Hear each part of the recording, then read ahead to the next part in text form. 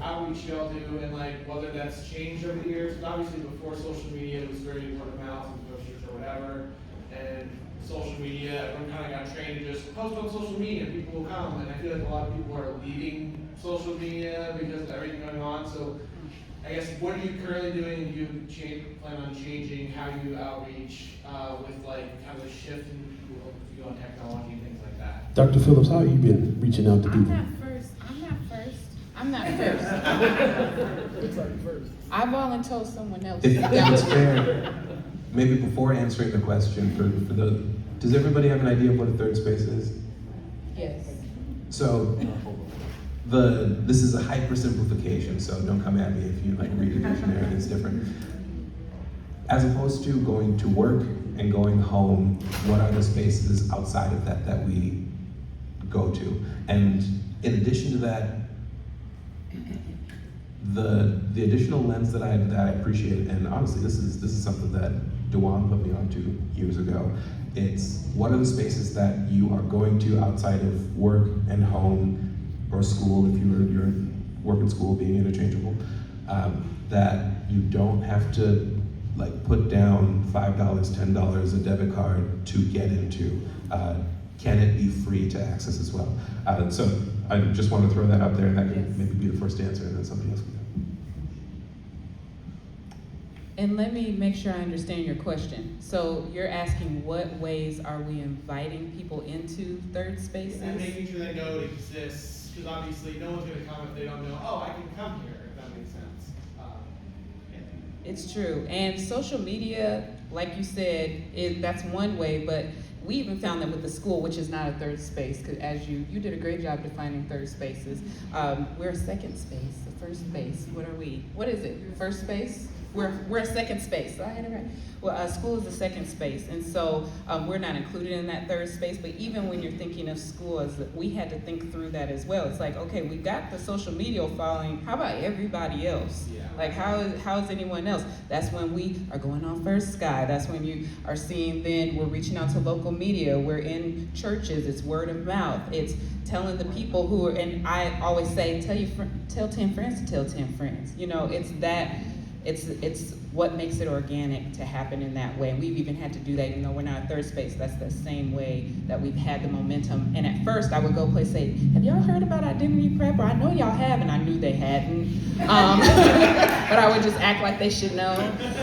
But it's being on panels and saying, hey, we have this great school, but we're not fully funded yet. And so if anyone would like to donate, it's these things. It's that same thing where you're getting the message out. You're in these different spaces yourself, giving the message and inviting others to spread the message along with you. And that's what's worked for us. Very good. Let's go ahead with another question. Ms. Lacey Lamar. This question is for Dr. Denisha. Are you having a fundraiser anytime, and how can we donate to help? She's not a plant. She's not a plant.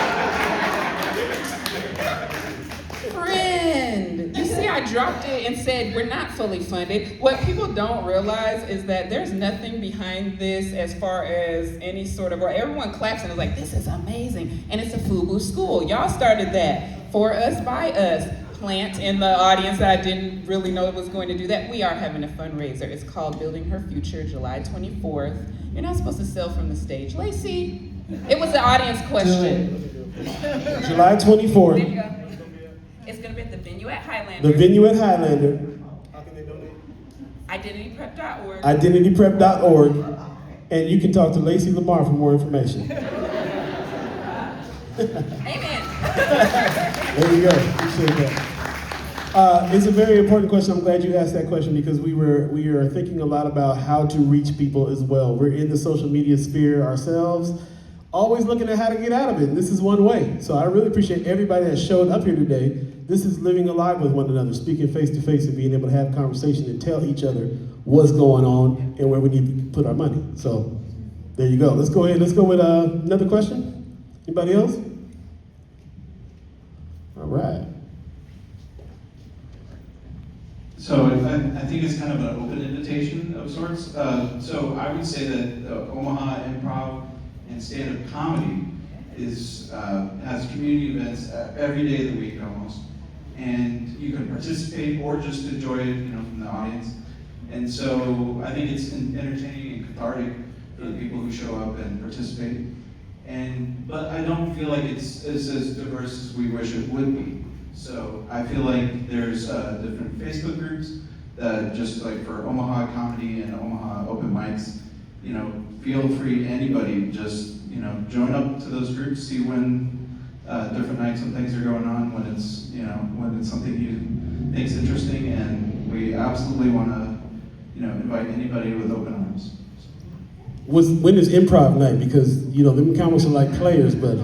So improv comedy, there's a place called Warehouse Comedy, and that's right next to Beer Cave 2 in Little Bohemia. It's a beautiful new space that used to be a bridal shop, but yeah, they just did a great job. Shout out to Rachel Ware, Yeah, definitely. exactly.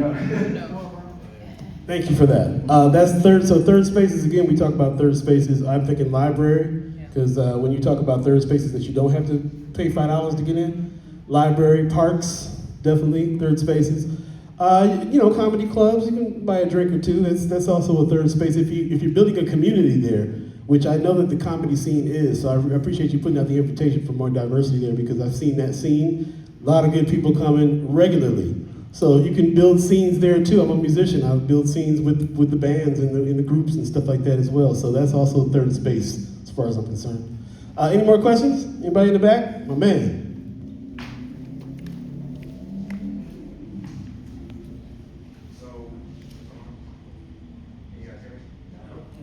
So I can just so my question is, as somebody that's been in the development field and doing stuff in North Omaha, one of the biggest things I've had, one of the biggest issues I had is for the money part.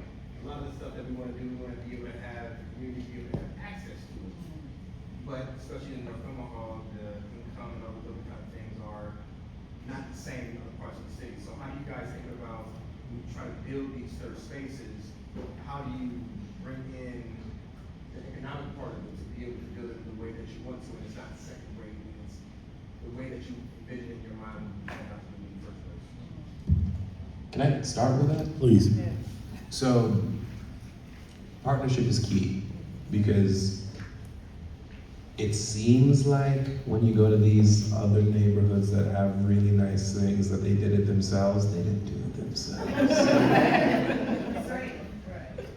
And I know I keep on talking about Beltline. I've been working on this for a couple of years. It's top of mind. When we were doing the project, there were some assumptions of like, all right, what is the lesser version of this like bench that we could put in, because it's further away than other locations that we might have a nicer type of bench, or maybe we could do this a little differently so that it's more durable. And being prepared for those discussions, but then again, going back to points that were made earlier of, well, sure, you might want to put in that plastic, not as durable bench, but when we went through the community engagement, they said that they really want something that might be more natural and permanent, and maybe connection to history as well. So maybe we look at these sources as well. But the funding for that all came from I'm just going to point them out directly, the Papio, Missouri Natural Resources District. So those are pseudo public dollars, but filtered through the right organization. Philanthropic. Filtered through a client that was willing to say, if you can prove to me that this is what community wants, if you can prove to me that this came up in a conversation, then great, we'll pay for it. 2 more trees for that specific property owner, great, we'll pay for it. The challenge though is not every client is like that. Not every backer is like that.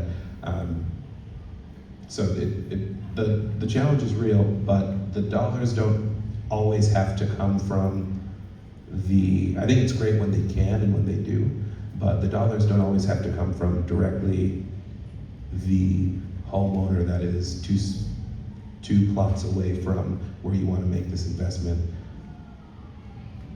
Omaha's rich. Like, very, very rich. There's a lot of money out here, a lot of money out here. Yes. And what I've found in the last, specifically 3 years, is if you know who to ask, how to ask, and when to ask, you can have money go into North O and South O and any part of O, but you also want to be, it goes back to that client that I was talking about that said, if you can prove this is community benefit, then we'll do it. You also want to be cognizant of where the dollars are coming from, because who is presenting those dollars may have some, they might be less generous with the community good that is coming with those dollars, as opposed to the reason why this, just pull this back to developers, and I'll land this plane quickly. We always think of developers as like one singular camp, and you two specifically know that's not the case. There's a lot of different types of developers out there. There are developers that, but the one thing that's true with every developer in this city is the margins are thin. It is tough to do the work. It's even tougher to do the work specifically for community good. And the challenge when you button that in with where the dollars are coming from is one that we don't always give enough space for in conversation, if that makes sense. Answer your question? Got it? Okay, cool. Let's go ahead, yeah, please. Hi, so I am a Ohio native, born and raised, left a long time ago when I graduated from high school back in those 1900s. And came back about 2 years ago, and I found it very difficult to figure out where to go to find out what was going on in Omaha, in the community. I now work in a job where I get to do that, so I did want to mention another third space is North Omaha Visitor Center. You can go in there and co-work. And when you go in there and co-work, you end up running into meetings, people, information, coffee, superstars, people visiting back home. It's just a great third space that I think has just kind of happened. In any of the places that you can co-work, I know Black Girl does a free co-working day, Millwork Commons does co-working days, but the other thing that I wanted to say, besides for the Facebook groups, which was another way for me to get connected, is you guys talked about community listening sessions, and I noticed that that's happening in a lot of different places, so if you're wondering where to get connected with money, or if you want to have your input known, that is a great place. Does anybody have a community listening session coming up? That's a great question. Talandra works with me at the Dr. Bex Foundation. We have a listening session. I just invited her. She ain't even supposed to be working right now. No, I love it though. On July 2nd, we have a listening session to continue our work to make sure we understand the next phase of the development. And so we're having a listening session. It is kind of last minute, so because of that, we have a survey out as well for folks who can't make it, and then we're going to do a continuation of focus groups. And again, those focus groups are going to be like one focus on the youth, one focus on people who lived in the neighborhood, one focus on people who want to donate, but they don't understand what we do. And so I look forward to that. So again, that's on July 2nd, and you can look at our website, social media for that. Y'all plants is on point today. Where my plant at? Hold up. Where's my plant at? Somebody better ask me about First Sky Omaha in the back. I'll see you back there. Appreciate you guys. Thank you for that. Another question in the back, please. Thank you. We're gonna keep on going until you tell us to stop asking questions, bro. You about to go? Hello, my name's Obed. I am just curious what your sentiments are towards public spaces that are gated, that close before the sun sets, and gardens where you are not allowed to cut flowers.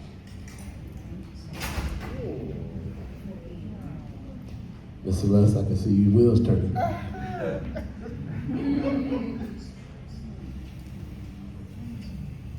I'll just throw in a couple things. Malcolm X Center is one of those spaces. We just added closed signs from 10 p.m. to 6 a.m., but it's about safety for me, you know, and a lot of the infrastructure across the city, there's less money put into safe things like lighting or pedestrian-friendly sidewalks and things like that. So I particularly have an issue with people not prioritizing that. So I'm not sure what the you know, nuance of your question is, but that's how I feel about public spaces and them being gated or whatnot. I do care about safety because our kids out here, you know, at parks are looking for places to go, but if it's not well lit, anything can happen. Everything does. I see some great friends Some of people mine. up here want to respond to that. Oh, I'm bad. Okay. I was just gonna say amen to what Joanna said, but safety first. In education, I think we're at a space and time in society where we need to set value systems back into place.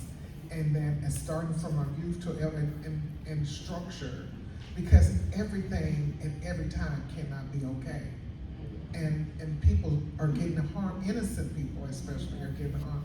And then Nebraska is one of the top states for human trafficking. So we have to reel in certain things until we start seeing, as a people, as a whole, how this thing of all of us collectively living together with different views, different ideals, different standards and everything, how does this all work now?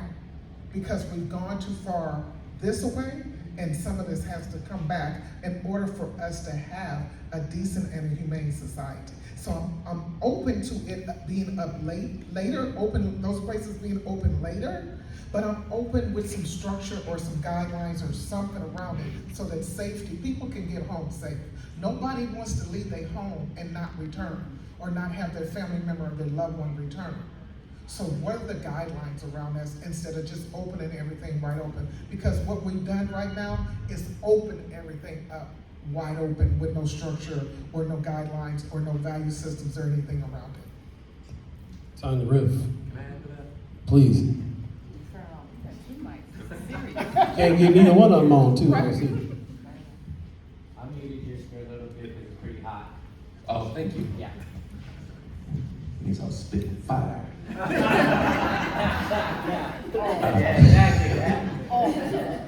To answer the question directly, I want to echo what both of you said about safety, but what's interesting about the built environment is there's two things about it. There's the infrastructure, like the actual nuts and bolts, the concrete, the dirt, the microrooms, and then there's also the cultural aspect of it. So where those, I'll give an example of how those two overlap. A lot of people think that more lighting everywhere, as bright as you can get it at night, is safest. What actually happens is if there is a hot spot, so in an area that is lit well, so let's say that location number 1 opts for enhanced lighting, but location number 2 has no lighting, and location number 3 has lighting again. The most unsafe condition is right in between those two when you're transitioning from one to another. So the reason why I say culture is a part of this is we can pay for lighting. We can pay for security features if we say that they're important enough. If we say that a park costs $3 million for 1.5 acres, great. That may not include lighting, that may not include public water, that may not include a maintenance budget to take care of plantings in perpetuity. And if we're stating that part of our culture is we want a fine thing today that we won't take care of moving forward, then that's what we'll pay for. Specifically to the point of being able to, so I'm thinking of Paulina Garden, which was just opened, public space. I'm very excited about it. What's challenging about it though, it is on private land, it was privately funded, but it is open to the public. Is that public, is that private? That's somebody saying you can come into my home, but when you come into my home, you need to follow my rules. Jean Leahy Mall, majority privately funded. public land. But there was still some of our public dollars that went into that and go into the maintenance of that. You can tell with Jean Leahy, there's no fence up, but I've been that person that around 10:30, they're like, hey, I'm sure your home is nice, you go enjoy that. And you understand it to some extent, but some part of me, deep down in my gut says, I didn't pay a lot for it, but I paid part of this while you're trying to keep me out of my house. I want to stay, it's nice. I hear that. That's right. Clip the flowers, Obed. Clip the flowers. We'll always plant some more somewhere else later. Yeah. I appreciate you guys. Appreciate all of your comments. Appreciate your questions. You guys we rapping. Right on. Thank you so much for coming out here. If you guys get any more questions, you can always talk to the panelists. Give them a round of applause. There you go.